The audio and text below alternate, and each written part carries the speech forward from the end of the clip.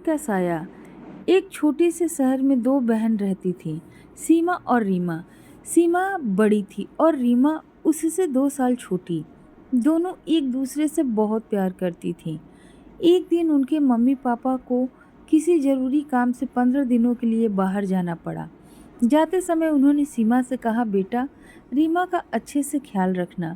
सीमा मुस्कुराई और बोली, आप चिंता मत कीजिए। मम्मी पापा के जाने के अगले ही दिन एक भयानक हादसा हो गया। रीमा सीढ़ियों से उतरते समय फिसल गई और उसका पैर बुरी तरह टूट गया। सीमा उसे तुरंत अस्पताल ले गई।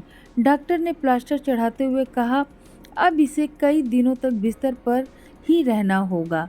सीमा ने रीमा की सेवा में खुद को पूरी तरह झोंक दिया। लेकिन उसी शाम एक और अनहोनी उसका इंतजार कर रही थी। रीमा ने कोल्ड कॉफ़ी पीने की इच्छा जताई। सीमा रसोई में कॉफ़ी बनाने गई। मिक्सर का तार कहीं से कटा हुआ था, लेकिन जल्दीबाजी में उसने ध्यान नहीं दिया। जैसे ही उसने स्विच ऑन किया, तेज करंट उसके शरीर में दौड़ गया। एक भयानक चीख पूरे घर में गूंजी और फिर सब कुछ शांत हो गया। सीमा की वही मौत हो चुकी थी, लेकिन कहानी यहीं खत्म नहीं हुई।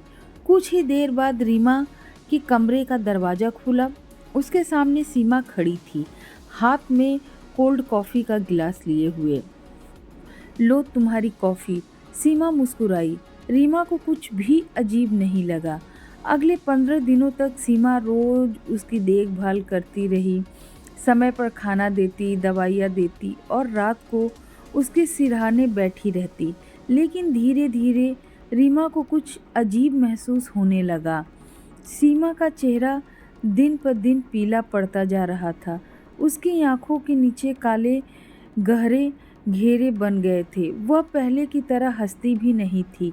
जब भी रीमा पूछती, दीदी आप ठीक तो हैं, सीमा बस हल्की सी मुस्कान देकर कमरे से चली जाती।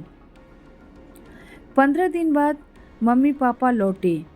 घर का मुख्य दरवाज़ा खुला हुआ था।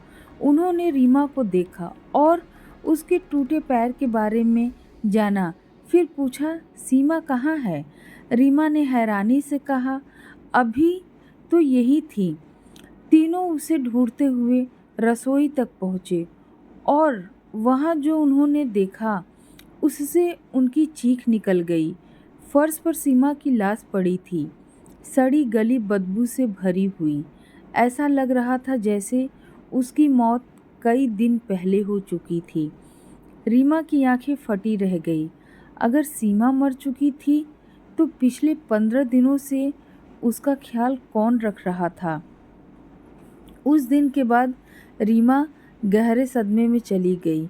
डॉक्टर आज तक उसका इलाज कर रहे हैं, लेकिन जब भी रात होती है वह एक ही बात दोहराती है, मेरी दीदी अभी भी यही हैं, वो अभी भी मेरा ख्याल रख रही हैं।